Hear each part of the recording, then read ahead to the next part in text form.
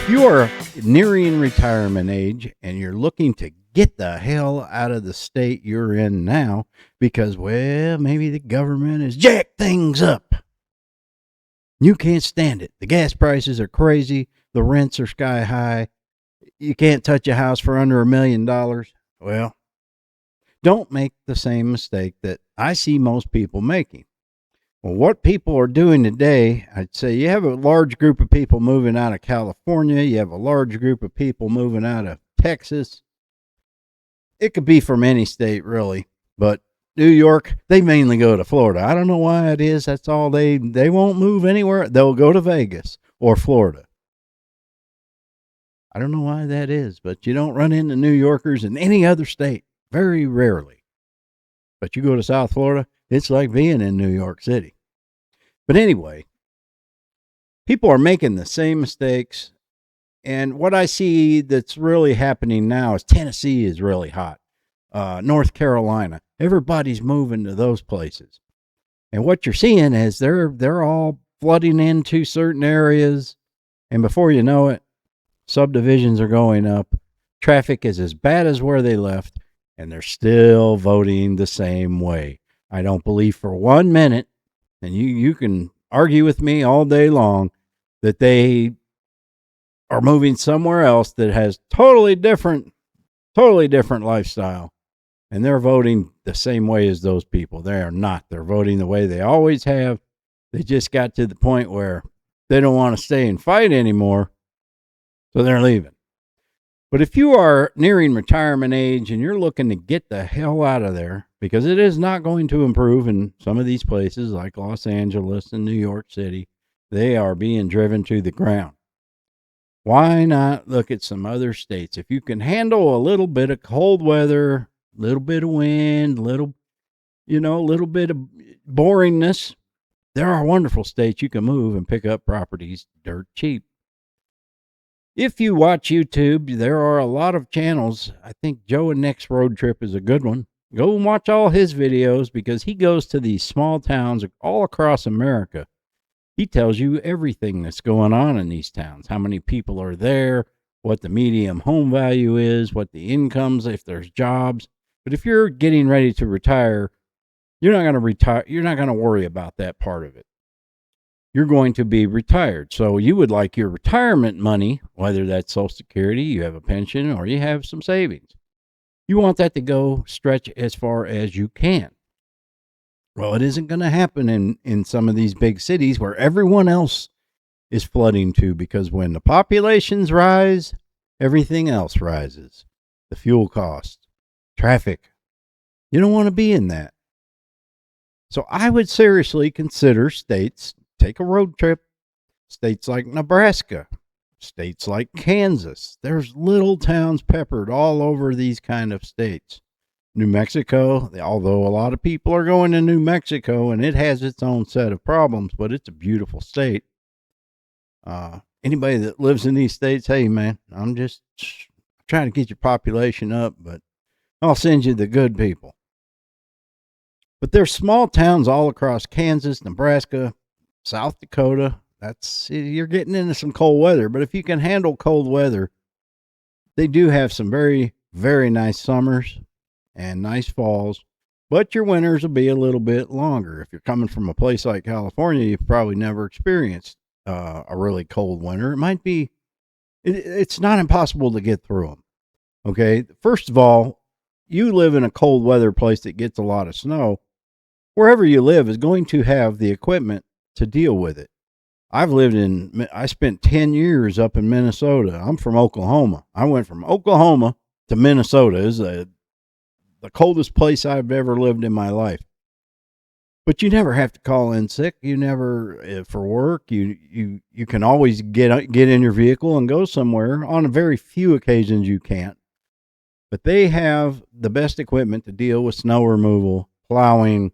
Things are always taken care of. So if you can handle the cold part of it, it's not a bad place to live. Now, I'm not recommending.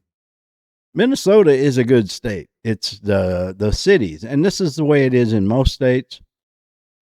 you get these large cities and you get these nutcases that are voting for these weirdos, and we got a lot of that going on.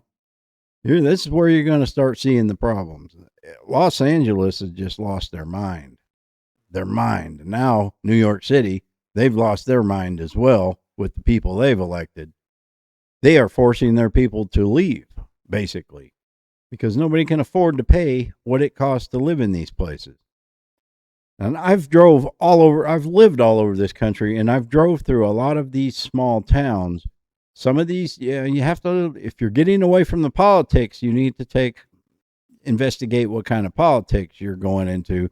There's a lot of nice little small towns in Illinois, but we all know the politics of Illinois, so you're going to run into the same thing there.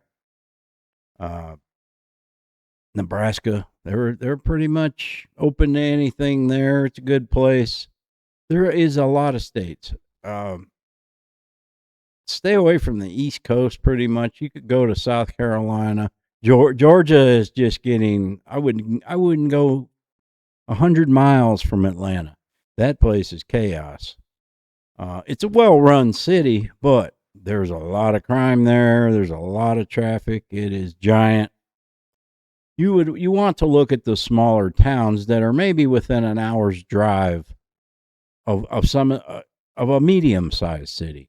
Where I live, I'm about 40 miles away. It takes me about an hour to get there from a city not quite 100,000 people, and it has everything that you need. It has the big box stores. It has just about anything that you could want. But what's going on nowadays is a lot of the things that we buy, we're ordering. So it really doesn't matter where you live. You're going to have these things delivered to you anyway.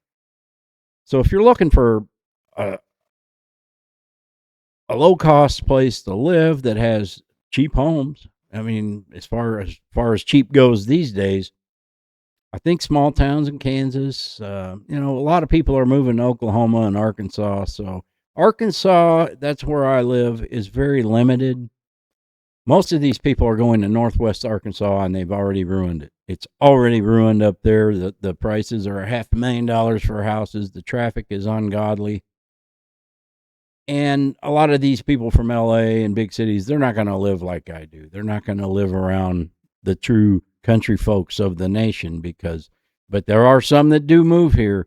And the very first thing they start doing is complaining about local culture, their traditions, their hunting dogs, the chickens are making noise. You can't do that. So if you're moving somewhere that's rural, that people have animals. There's dogs. They're not in a fenced yard here. And you have to expect those kind of things. You don't move somewhere and try to change the people. When you move somewhere, you adapt to the way things have always been. And you'll get along fine with the people. They don't have a problem with you as long as you don't start going to the city council meetings and complaining. Word will travel very fast on somebody that's moved here, that's new, that's a problem. And it's not going to be a nice life for them if they start complaining. But our state's full. Arkansas is 100% full. There's no more room. I've said this when I make these kind of videos. There's just no more room.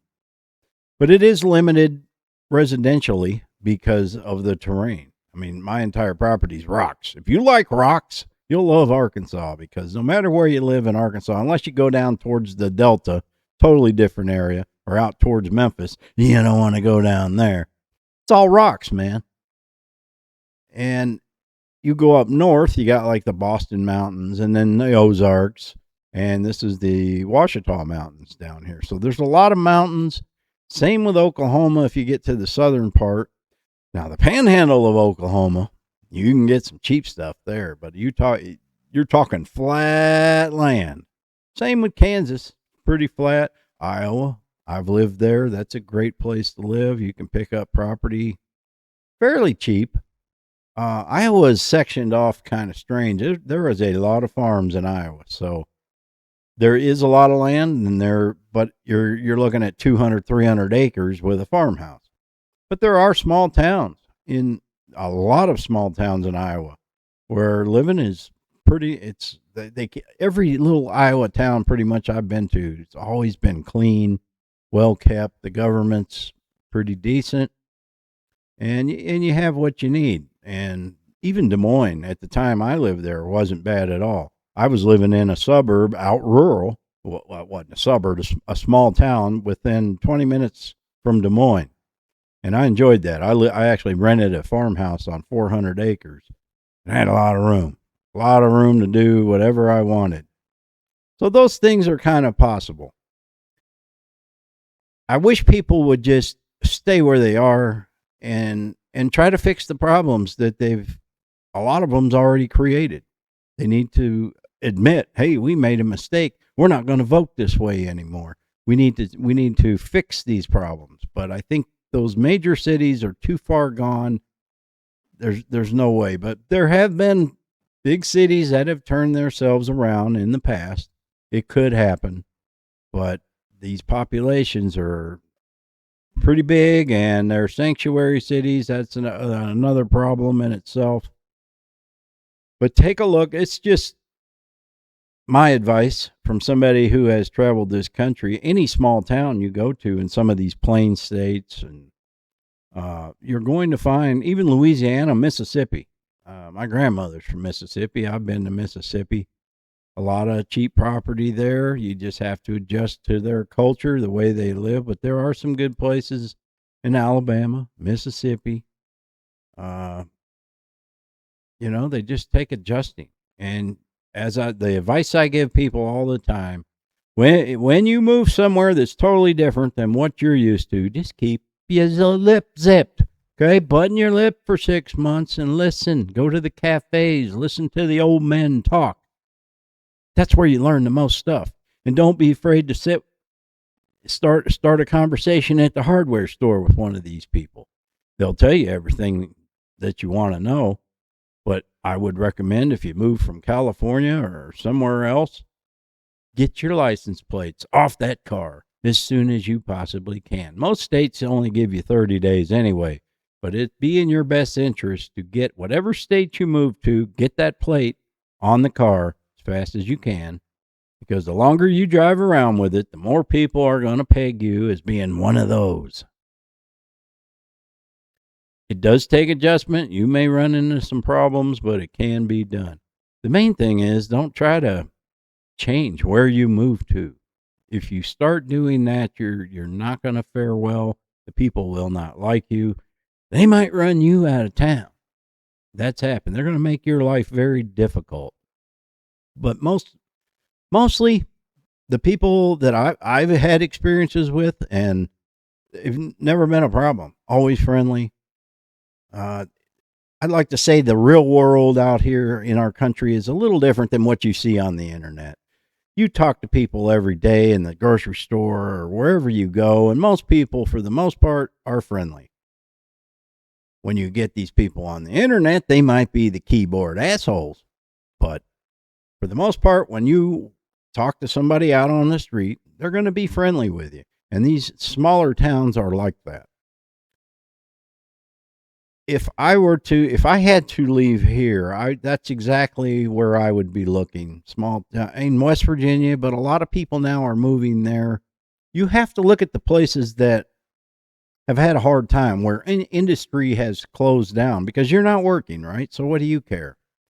And there is a lot of extra housing because their populations have declined. Now, some of these properties you can pick up really cheap, and they may need some renovation. So if you're retiring and you're still physically fit, there you go, man. I picked up my house for $10,500 12 years ago, and it's worth a whole lot more than that now. It took me 2 years to get it to the point where I could move in. I bought a fifth wheel and I parked it next to the house, plugged it in. I had water, I had electricity, I had my dogs here.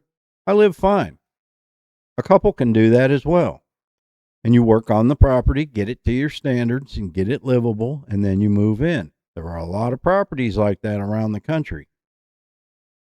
A lot of these people from California and New York City are selling these places for $1 million, which goes a long way in some of these states. You could pick up a couple hundred acres and a house that would bigger than what you had and still have money in the bank.